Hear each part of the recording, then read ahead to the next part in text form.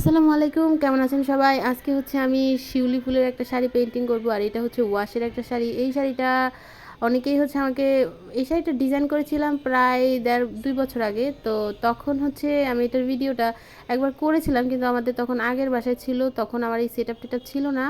আমি জাস্ট হচ্ছে মানে একটু ছোটো ছোটো ক্লিপ দিয়ে একটা ভিডিও করেছিলাম। ওই ভিডিওটাতে অনেকেই বলেছেন আপু এটার পুরো ভিডিও চাই, ডিটেলিং ভিডিও চাই, অনেক দিন ধরে চাচ্ছিলেন।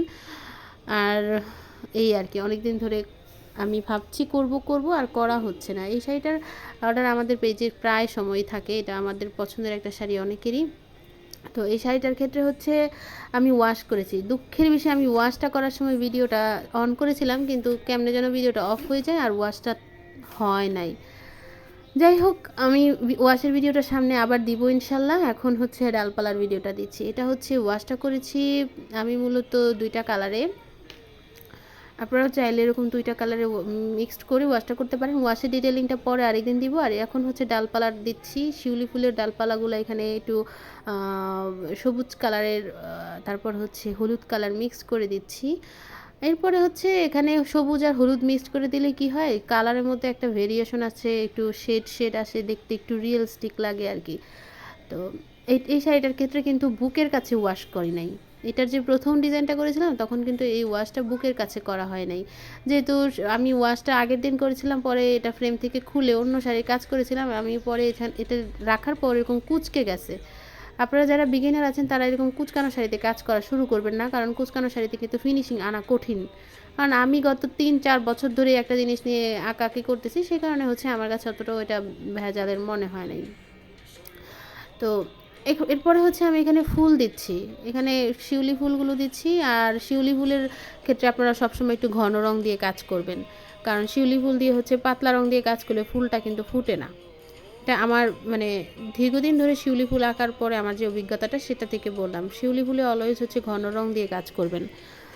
আর এই পাতার উপরে যখন ফুলটা দিবেন তখন শাড়িটাতে আরও বেশি সুন্দর লাগবে। তাই যখন প্রথমবারে কাজটা করবেন, প্রথমবারে কাজ করার পরে শাড়িটা একটু শুকাবেন, এরপরে দ্বিতীয়বার কাজ করবেন। আর মূলত এইসব কারণেই হ্যান্ড পেইন্টিংয়ের দামটা একটু বেশি হয়। আপনারা যে এত এলিগেশন থাকে যে হ্যান্ড পেইন্টিংয়ের দাম কেন বেশি, বা হচ্ছে ওই যে নিউ মার্কেটের ব্রাশ পেইন্টের শাড়ির সাথে দামটা মিলান, এটা কিন্তু মানে ভুল। কারণ হচ্ছে নিউ মার্কেটের, আমি নিজেই হচ্ছে নিউ মার্কেটের পাশে থাকি, তখন সেখানে দেখি হ্যান্ড পেইন্টিং, এগুলো হ্যান্ড পেইন্টিং বলে না, এগুলাকে ব্রাশ পেইন্ট বলে। জাস্ট রং নিয়ে ব্রাশ দিয়ে ঘষা মাজা করে, এইটুকুই। একটা যত্ন নিয়ে যে পেইন্ট করা সেটা ওরা করে না। ওরা জাস্ট হচ্ছে রঙগুলা ধরলেই শাড়িটা এমন শক্ত হয়ে থাকে যেটা মানে ছবিতে বোঝা সম্ভব না। কারণ অনেক কম দামি রং ইউজ করে, রঙগুলাতে কোনো ধরনের কেমিক্যাল মিশায় না, জাস্ট হচ্ছে মানে রঙটা দিয়ে ব্রাশ দিয়ে ঘষাঘষি করে কোনো রকম একটা শেপ এনে দেয়। কালারগুলো ঠিকভাবে ব্লেন্ড করে শাড়িতে বসেও না।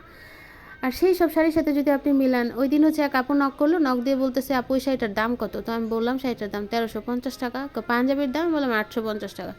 তো উনি বলতেছে কি যে আমার আপু তো এই শাড়ি কিনে আনলো, শাড়ি পাঞ্জাবি হচ্ছে 950 টাকা। আমি জাস্ট অবাক হয়ে গেছি যে হ্যান্ড পেইন্টিংয়ের এই শাড়িটা 950 টাকা দিয়ে আনছে, তাও শাড়ি পাঞ্জাবি, এক কালার শাড়ি পাঞ্জাবি তো 950 টাকা হয়ে যাবে যদি মানে ভালো কোয়ালিটির আনে। তো পরে হচ্ছে আমি বললাম যে আচ্ছা ঠিক আছে ছবি দেন। তো পরবর্তীতে উনি হচ্ছে ছবি দিছে, পরে দেখলাম যে ও আচ্ছা ওইটা নিউ মার্কেটের শাড়ি। নিউ মার্কেটের শাড়ি বলতে আমি বুঝলাম যে ব্রাশ পেন্ট শাড়ি। কথা বলতে বলতে আমার এই শাড়িটার শেষ, এটার আমি ফাইনাল লুকটা আপনাদের দেখাবো। আমি শিউলি ফুলের আরও কিছু শাড়ির ছবি আপনাদের এখানে অ্যাড করে দিলাম।